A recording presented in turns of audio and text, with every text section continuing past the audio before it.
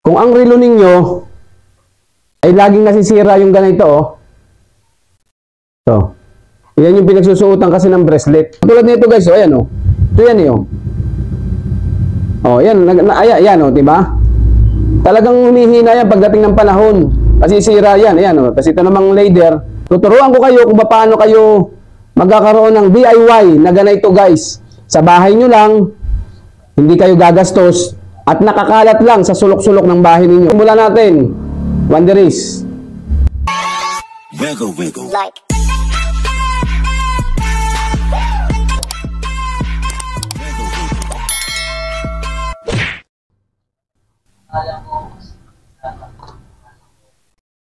Guys, meron akong i-share sa inyo ngayon, Wanderies.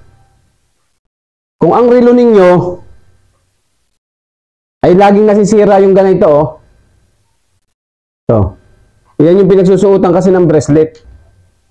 Malimit talaga napuputol to, nasisira to, lalo na kapag lumilipas ang panahon. Kasi ito, nahina, naluma, at nagato, tapos nalutong. Basta matagal na. Tuturuan ko kayo kung paano kayo magkakaroon ng DIY na ganito guys. Sa bahay nyo lang, hindi kayo gagastos, at nakakalat lang sa sulok-sulok ng bahay ninyo. Katulad nito guys, oh, ayan, oh. Ito yan, oh. Oh, yan, yan, oh, diba? Talagang humihina yan pagdating ng panahon. Masisira yan, ayan, oh. Kasi ito namang leather, ayan, natatanggal yung pagkaka-rugby niya, kakadikit niya. Ayan, oh. Lumulutong talaga, ayan, oh, diba? Oh, oh. Tingnan nyo naman guys kung gaano na siya kalambot. Oh, kung buo pa naman ang bracelet ng relo nyo, katulad nito, buo pa.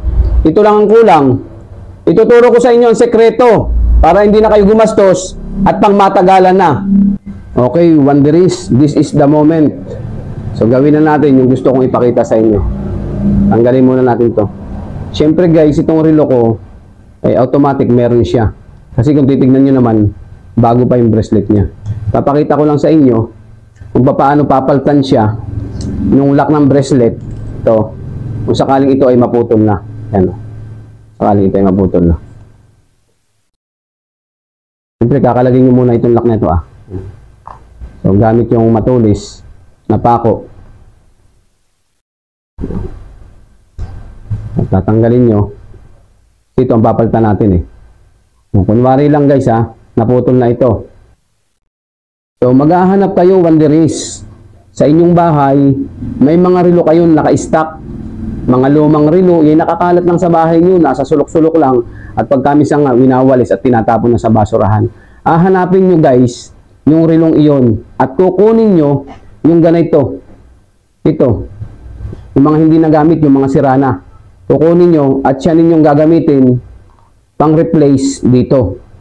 Ganito yan guys, pakita ko na sa inyo. Meron ako dito. Dahil ako ay magre-repair ng relo, watch technician, so napakarami ko guys, oh, ito. Pakita ko na rin sa inyo.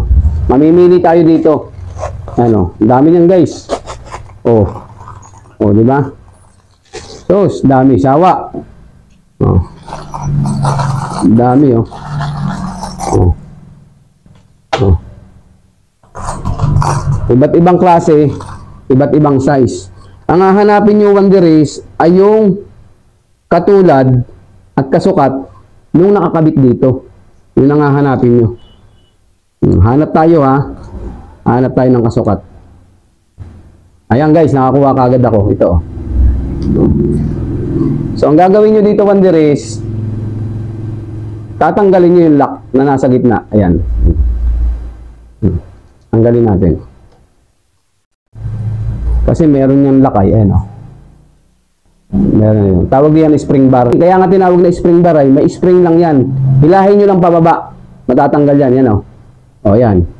O, natanggal ko na, oh. Tapos, kukunin nyo ito. Ibabalik nyo lang yung spring bar niya na tinanggal nyo. Ayan.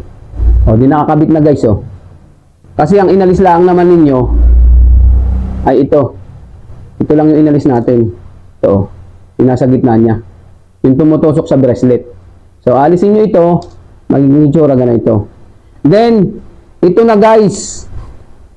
Yung magiging replacement ng ganito. Ang relo ninyo na laging nasisira. Sabi ko nga sa inyo, ito'y masirain. Ilang buwan lang ito, lolotong na, kukunat na, putol na kagad to.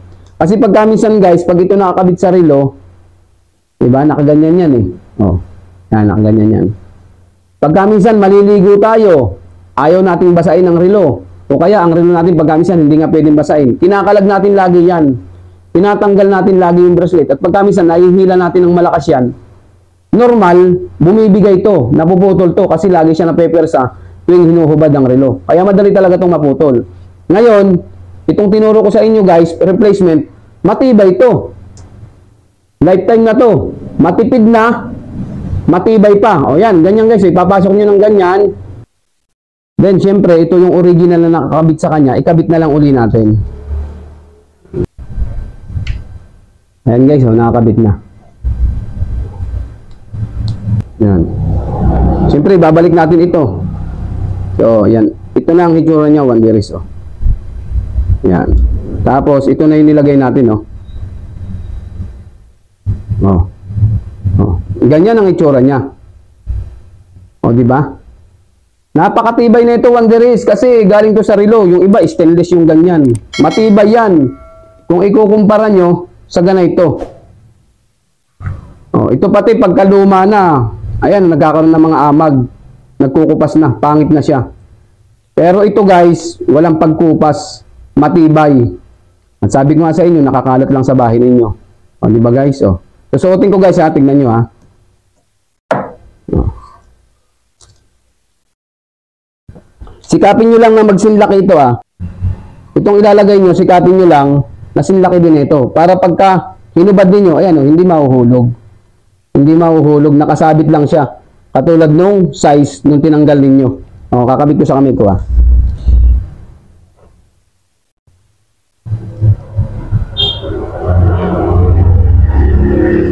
O guys, o, tingnan niyo.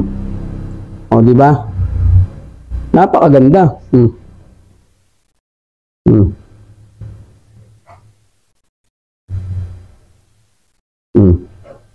Matibay. So, yun lang, Wanderers. Maraming salamat sa inyong suporta at sana nakatulong yung video ito. At kung ito naman yung nakatulong sa inyo, paki-share para naman makinabang din ang iba. Thanks for watching. Salamat. God bless us all.